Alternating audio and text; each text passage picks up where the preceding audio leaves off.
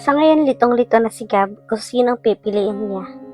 Mahal niya si Camila, ngunit naawa naman siya kay Jennifer. Teka lang Camila, iniiwasan mo ba ako? Habang yakap sa kanya ni Gab. Ano sa tingin mo? Pwede ka naman, hindi ka na magtrabaho dito.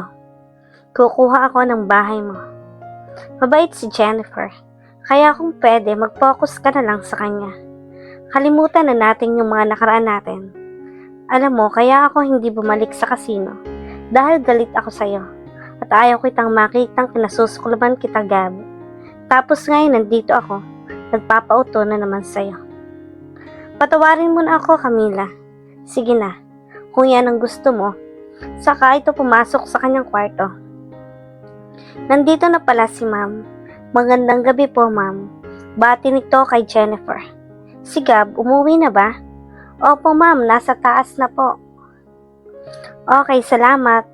Siya nga pala, kumain na pala ako. Kanina Camila, huwag ka nang mag-abala sa akin. How about Gab, kumain na ba siya? Kanina pa po siyang kumain ma'am. Good, ikaw, kumain ka na ba? Kanina lang po ma'am. Sige, akyat muna ako ha.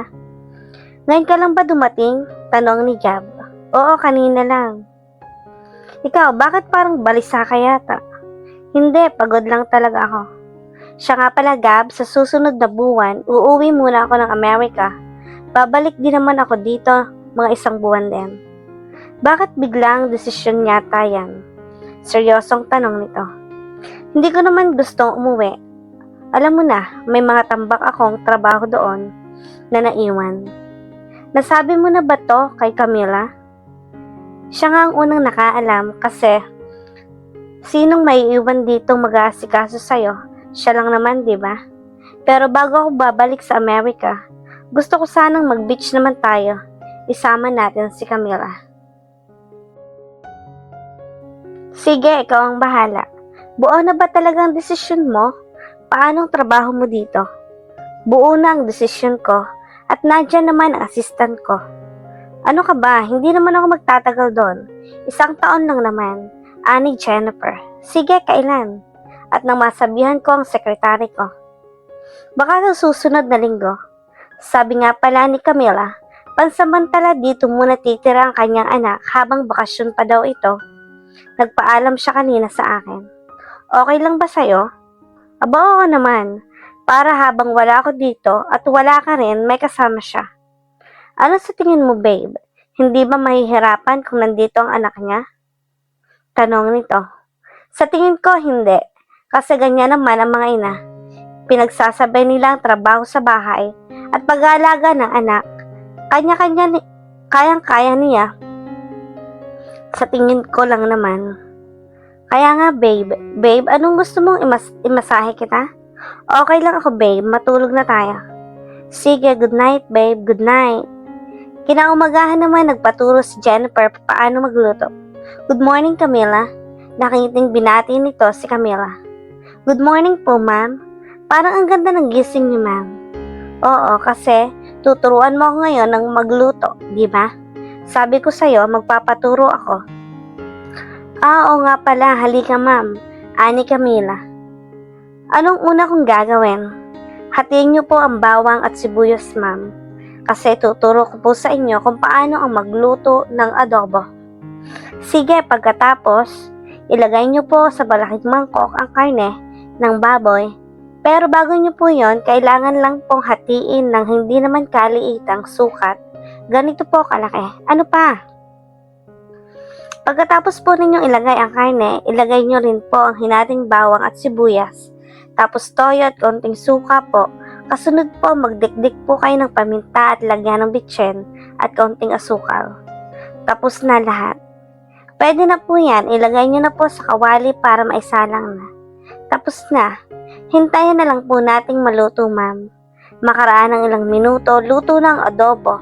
Unang tumikim si Jennifer. Ang sarap! Ang galing mong magturo, Camila. Tiyak magugustuhan ito ni Gab.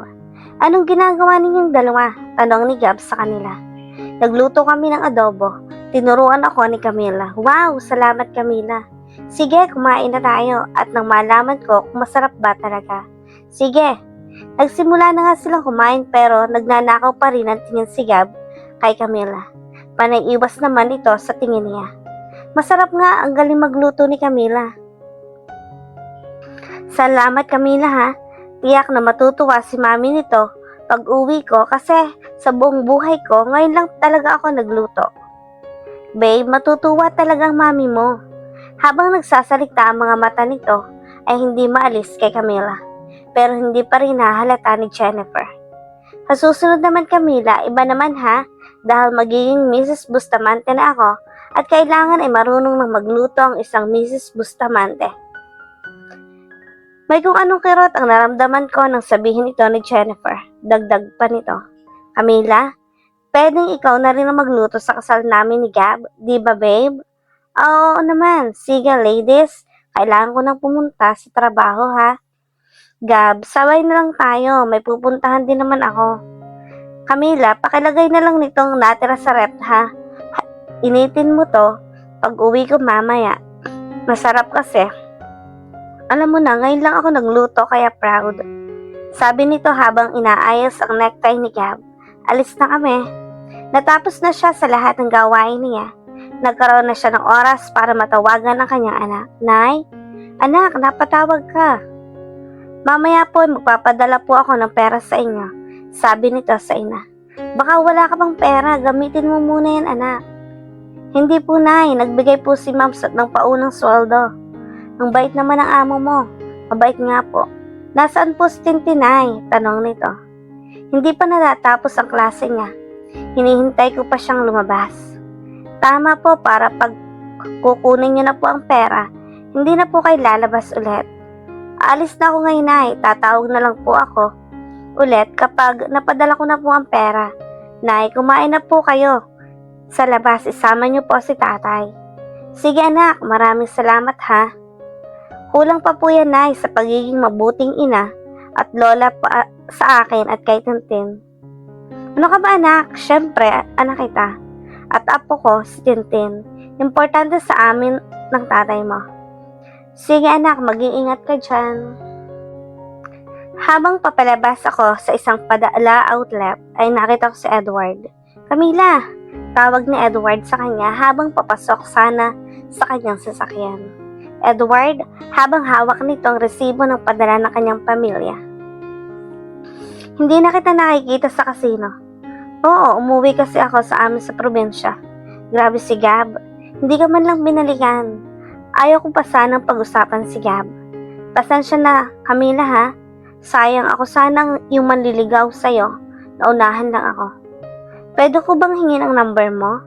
Hindi sana nito ibibigay ang number niya, subalit mapilit ito.